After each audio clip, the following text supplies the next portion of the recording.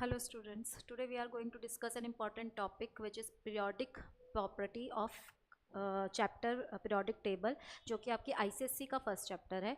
इसमें से आपकी कुछ इंपॉर्टेंट प्रॉपर्टीज़ हैं जिनके नाम ये है, जैसे atomic radius, ionization potential, electron affinity, जिसके बारे में आपको पता होना चाहिए कि अलोंग टू द ग्रुप और अलोंग टू द पीरियड और डाउन टू द ग्रुप क्या होता है, ये इंक्रीज़ होती हैं डिक्रीज़ होती है। इसके लिए मैं आपको एक ट्रिक बताना चाहूँगी। आप इन दोनों में से कोई भी ट्रेंड याद कर लीजिए, ठीक है। या तो आप अलोंग टू द पीरियड का याद कर लीजिए या डाउन टू द ग्रुप का याद कर लीजिए। उससे क्या होगा, कोई भी चीज़ अगर अलोंग टू द पीरियड बढ़ रही है तो वो डाउन टू द ग्रुप क्या होगी, कम होगी। जैसे एग्जांपल आपका एटॉमिक रेडियस है, जो अलोंग टू द पीरियड क्या होता है, डिक्रीज होता है, ठीक है। तो ये डाउन टू द ग्रुप क्या होगा,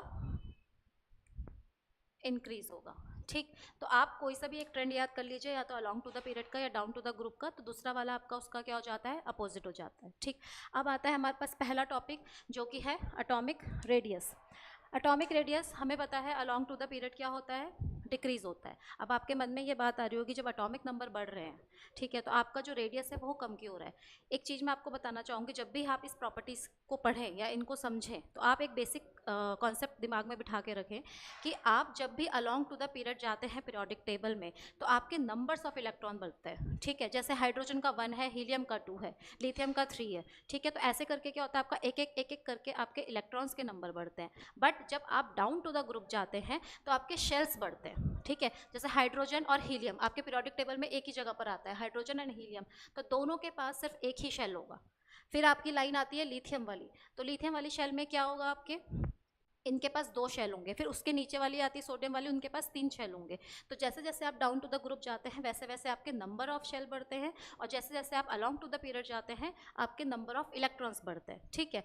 तो होता क्या है एटॉमिक रेडियस में, कि जैसे ही आप अलोंग टू द पीरियड गए, आपके इलेक्ट्रॉन्स के नंबर बढ़ना शुरू हुए, ठीक। हम अच्छे से जानते हैं कि एक एटम है, एटम, उसके सेंटर में आपका क्या होता है, न्यूक्लियस, ठीक है। न्यूक्लियस क्या क्रिएट करता है, न्यूक्लियर चार्ज, जो कि रिस्पॉन्सिबल है आपके बाहर के इलेक्ट्रॉन को पकड़ने के, ठीक है। अब आप समझना, जैसे जैसे आप अलोंग टू द पीरियड जाओगे, आपके नंबर्स ऑफ इलेक्ट्रॉन क्या होंगे, बढ़ना शुरू होंगे। जब आपके नंबर ऑफ इलेक्ट्रॉन बढ़ना शुरू होंगे, तो हमें पता है कि जो न्यूक्लियर चार्ज है वो भी बढ़ना शुरू होगा, क्योंकि प्रोटॉन के नंबर बढ़ने शुरू होते हैं। हमें ये पता है कि जितना नंबर हमारे पास नंबर ऑफ इलेक्ट्रॉन होते हैं, उतना ही हमारे पास प्रोटॉन के नंबर होते हैं, तो ठीक है। सपोज यहाँ पे इलेक्ट्रॉन बढ़ने शुरू हुए, तो साथ साथ क्या होता है, आपके न्यूक्लियर चार्ज बढ़ना भी शुरू होता है। अब आप ये देखिए, जो इलेक्ट्रॉन्स आ रहे हैं वो सिर्फ एक ही शेल पे आ रहे हैं, ठीक है। जैसे सपोज मेरे पास ये है, इसमें जो भी इलेक्ट्रॉन आ रहा है वो सिर्फ इस शेल के अंदर आ रहा है, ठीक। और जो मेरा अंदर है वो न्यूक्लियर चार्ज भी बढ़ रहा है। यहाँ पे अगर इलेक्ट्रॉन मेरे 1 2 3 4 5 6 हैं, तो अंदर भी कितना न्यूक्लियर चार्ज हो गया, 6। अब ये क्या करेगा, न्यूक्लियर चार्ज बढ़ेगा तो ये इलेक्ट्रॉन्स को अपनी तरफ खींचेगा। इसी वजह से आपका जो साइज होता है वो धीरे धीरे क्या हो जाता है, सिंक होना शुरू हो जाता है, और आपका अलोंग टू द पीरियड क्या होता है, एटॉमिक रेडियस क्या होता है, डिक्रीज होता है, ठीक। उसी तरह से मैं बात करूँ डाउन टू द ग्रुप की, तो डाउन टू द ग्रुप में आपको बता चुकी हूँ कि आपके शेल्स बढ़ते हैं, ठीक है। अब आप मुझे बताओ, एक एटम जिसकी एक शेल है और दूसरा एटम जिसकी 2 शेल है, तो साइज किसका बड़ा होगा, जिसके 2 शेल है, ठीक है। तो इसी तरीके से, इसी वजह से डाउन टू द ग्रुप क्या होता है, आपका साइज बढ़ता है, और अलोंग टू द ग्रुप आपका साइज छोटा होता है। तो अगर मैं इसको एक वर्ड में कहना चाहूँ कि कौन रिस्पॉन्सिबल है एटॉमिक रेडियस के डिक्रीज होने के लिए, तो आपका न्यूक्लियर चार्ज, क्योंकि as we go along to the period आपका न्यूक्लियर चार्ज क्या होता है, इंक्रीज होता है। कौन सा चार्ज, न्यूक्लियर, ठीक है। अब आता है नेक्स्ट, आयनाइजेशन पोटेंशियल। पहले तो आपको पता होना चाहिए कि आयनाइजेशन पोटेंशियल क्या होता है। तो ionization potential means the energy you required to remove an electron from its outermost shell.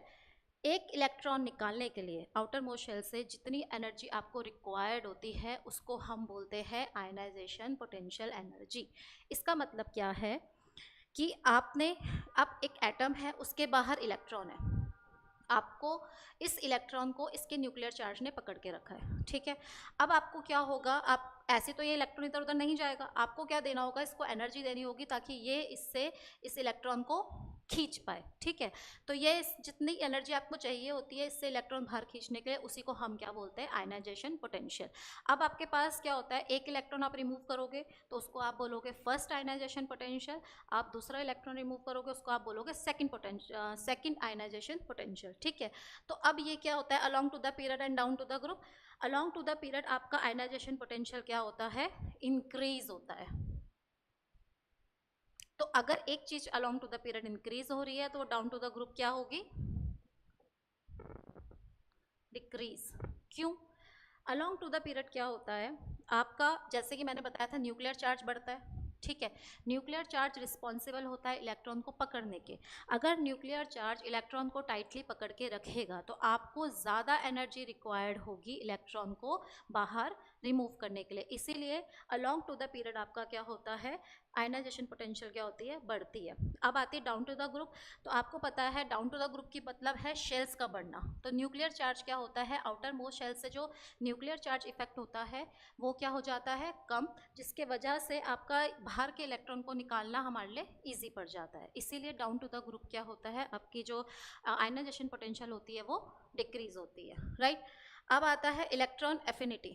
तो देखो इन दो में बहुत कंफ्यूजन होती है, आयनाइजेशन पोटेंशियल में और इलेक्ट्रॉन एफिनिटी में।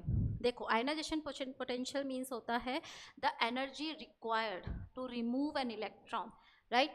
और एफिनिटी होता है the energy release when an electron enters to the outermost shell.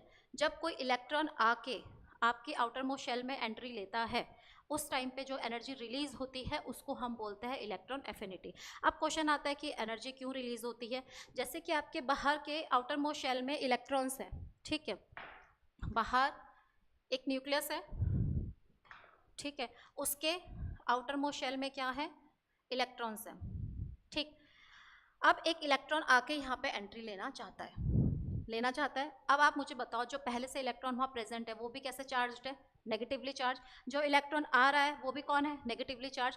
तो ये वाले इलेक्ट्रॉन क्या करते हैं, इसको अपोज करते हैं एनर्जी को रिलीज करके, ताकि ये उनके ऑर्बिट में एंट्री ना ले पाए। तो जो एनर्जी फिर रिलीज होती है उसको ही हम बोलते हैं इलेक्ट्रॉन एफिनिटी। तो potential the energy required, affinity the energy release, ठीक है, इसको हम बोलेंगे इलेक्ट्रॉन एफिनिटी। तो इसका क्या होता है, इलेक्ट्रॉन एफिनिटी क्या होता है आपका, along to the period increase होता है, while down to the group क्या होता है, डिक्रीज होता है, ठीक है। रीजन फिर से वही आ गया, न्यूक्लियर चार्ज वाला। अब आता है नेक्स्ट इलेक्ट्रॉन नेगेटिविटी। तो ये तो होती है एनर्जीज रिक्वायर्ड एंड रिलीज। अब इलेक्ट्रॉन नेगेटिविटी क्या होती है, the tendency of an atom to accept the electron, ठीक है। जो टेंडेंसी होती है किसकी, एक एटम की, इलेक्ट्रॉन को अट्रैक्ट करने की अपने पास, उसको हम उसकी क्या बोलते हैं, इलेक्ट्रॉन नेगेटिविटी। इसका मतलब क्या होता है, जो इजीली अवेलेबल है, जिसमें आपका इलेक्ट्रॉन इजीली, टेंडेंसी उसकी इजीली आ जाए, तो उसको हम क्या बोलते हैं, उसकी इलेक्ट्रॉन नेगेटिविटी, ठीक है। जो क्या होता है आपकी अलोंग टू द पीरियड क्या होती है, इंक्रीज होती है, और डाउन टू द पीरियड क्या होती है, डिक्रीज होती है। जैसे आपने देखा होगा जो हाईली इलेक्ट्रोनेगेटिव एलिमेंट्स होते हैं वो हमारे कौन से होते हैं, 17 ग्रुप के होते हैं। 17 ग्रुप के होते हैं, इसका मतलब क्या है, उनकी इलेक्ट्रॉन को टेंडेंसी लेने की क्या है, ज़्यादा है। तो इसी वजह से क्या मैं बोल रही हूँ कि इलेक्ट्रॉन नेगेटिविटी क्या होती है, अलॉन्ग टू द पीरियड क्या होती है, बढ़ती है। तो सबसे ज़्यादा किसकी होती है, 17। 18 तो आपको पता है नोबल गैस में आता है, जीरो ग्रुप में आता है, तो वहाँ पे तो इसका कोई रोल नहीं है। लेकिन 17 ग्रुप की सबसे ज़्यादा होती है, यानी वो सबसे हाईली क्या होता है, इलेक्ट्रोनेगेटिव। तो वो ईजिली क्या कर सकते हैं, इलेक्ट्रॉन को एक्सेप्ट कर सकते हैं, ठीक है। अब आता है आपका non metallic and metallic character. ये तो बहुत इजी है, ऑब्वियसली बात है। जो इलेक्ट्रॉन इजीली लूज कर देते हैं, ठीक है, वो क्या होते हैं आपके मेटल, जो आपके पीरियोडिक टेबल के 2 ब्लॉक्स हैं, अल्कलाई मेटल और अल्कलाई अर्थ मेटल।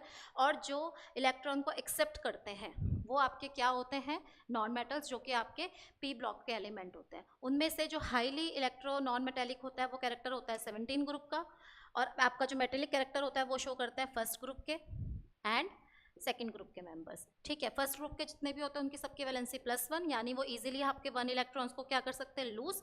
सेकंड वालों की होती है +2, जो कि इजीली आपके 2 इलेक्ट्रॉन्स को क्या कर सकती है, लूज। आई होप आपको ये चीज़ समझ, अच्छा हाँ, यहाँ का ये टॉपिक रह गया था, non metallic and metallic character. तो आपको इजीली इसकी ट्रिक पता है कि 17 ग्रुप हमारा क्या होता है, नॉन मेटेलिक होता है। इसका मतलब क्या है, जैसे हम अलॉन्ग टू द पीरियड जा रहे हैं वैसे ही वैसे हमारा नॉन मेटेलिक कैरेक्टर बढ़ रहा है और मेटेलिक कैरेक्टर कम हो रहा है, ठीक है।